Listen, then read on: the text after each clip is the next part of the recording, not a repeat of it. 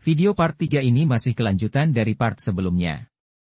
Sebaiknya simak video saya sebelumnya biar tidak salah paham. Singkat cerita, setelah saya menceritakan pengalaman saya kepada Ustadz Dede, beliau menjelaskan tentang tasawuf. Apa itu tasawuf? Jujur saat itu penjelasan Ustadz Dede membuat saya bingung, saya tidak mengerti istilah-istilah tersebut. Ustadz Dede bilang saya ini belajar makrifat khos, makrifat itu ada dua makrifat khos dan am dan juga ada ilmu laduni. Apa itu ilmu laduni? Saya hanya bisa menuliskan kata hati yang muncul di dalam benak saya, tugas saya yang mencatatnya. Saya yang sebelumnya hanyalah orang awam, yang disibukkan dengan urusan dunia. Sampai ke titik ini adalah kehendak Allah Subhanahu wa Ta'ala. Baiklah. Kali ini saya masih ingin membagikan catatan saya semoga bisa dimaknai dan bermanfaat. Insya Allah.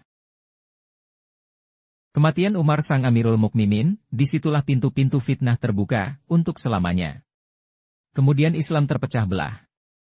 Di akhir zaman keimanan seorang mukmin bagaikan emas yang ditempa. Golongan mukmin ini akan mendapatkan makanan, perbekalan, dari guru, orang tua, keluarga yang baik dan menghasilkan yang baik. Apakah kalian ingin menyekutukan Allah dengan akal?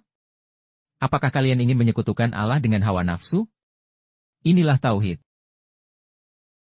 Syirik di dalam tubuh manusia susah dilawan. Sungguh kalian ingin berperang di jalan Allah? Medan perangnya berada di sini. Ketika menunjuk ke orang lain, satu jari mengarah kepadanya, satu jari mengarah ke yang lain, tiga jari mengarah ke diri sendiri. Bahkan Islam mengajarkan untuk menyayangi makhluk sekecil nyamuk. Gunakan kelambu. Solusi agar dia hidup, kita juga tetap hidup. Pemahaman saya, jiwa seperti wadah. Istighfar untuk membukanya.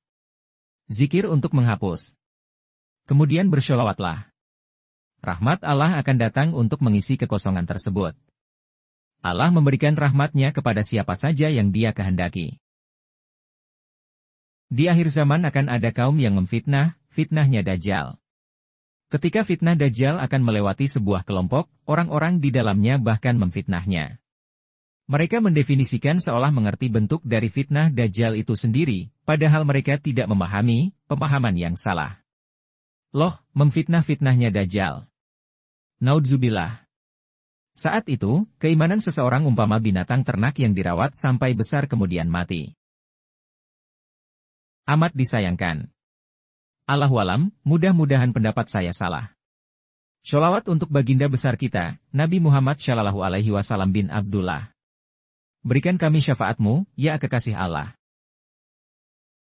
Saat itu, sampai 3 kali beliau menyebutkan. Yang aku takuti adalah bukanlah Dajjal itu sendiri, melainkan imam-imam yang menyesatkan umat, di sini saya filter pemahamannya. Landasannya kata ulang berarti banyak dan gak tentu. Allah Subhanahu wa Ta'ala membungkus mimpi Muhammad Qasim bagaikan mutiara yang dibungkus oleh cobaan. Yang bisa memahaminya bisa tahu isi bungkusannya. Masya Allah. Betapa jeniusnya baginda besar kita Nabi Muhammad Shallallahu Alaihi Wasallam, lihat dari struktur kata-katanya, menunjukkan betapa cerdasnya beliau. Saya mulai membaca hadits-hadits lain, tidak hanya seputar hadits akhir zaman. Saya seperti gak bisa berhenti mengagumi semua ini, subhanallah maha besar Allah. Di mana sih tempat berlatih di medan pertempuran akhir zaman? Mencari nafkah itu jihad. Jual dan beli itu tauhid. Berjualan itu syariat. Tawar-menawar itu keikhlasan. Barang dagangan itu kejujuran. Dilakukan setiap hari itu ketekunan. Menawarkan dagangan itu keberanian. Mengucap salam itu sunnah. Untung apa rugi itu kehendak Allah. Tutup di waktu jam sholat itu mengenal batas. Dagangan laku adalah wujud syukur. Ada panas ada hujan, ada siang ada malam semua berpasang-pasangan. Yakin aja ada jual ada yang beli, hanya Allah lah yang esa. Kira-kira begitu pemahaman saya.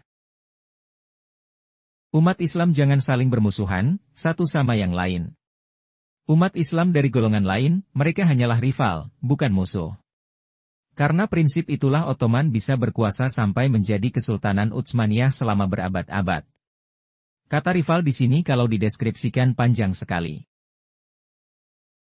Memang sudah saatnya kita melanjutkan estafet kepemimpinan Islam rahmatan lil alamin setelah kehalifaan Utsmaniyah. Prinsip itu bisa jadi bekal kita, insya Allah. Baca. Saya mulai hobi membaca Al-Quran. Bolak-balik, dari belakang ke depan, dari depan ke belakang. Menahan hawa nafsu. Jangan melampaui batas di hari kiamat, Quran Surat An-Naziat 34-40. Hari kiamat menutupi kesadaran manusia, Quran Surat Al-Ghasyiyah 26. Mendoakan orang tua dan orang mukmin di hari kiamat, Quran Surat Ibrahim 41. Kalau perlu doakan semua yang diingat di kepala sampai Sayyid Anwas bin Syits bin Adam alaihi salam. Karena udah baca-baca sejarah tentang mereka. Saya mulai membuat artikel lain berjudul, Tok Assalamualaikum. Jaga hati, condong kepada kebenaran. Keras terhadap hal-hal yang keliru. Insya Allah keimanan akan berproses menjadi ketakwaan.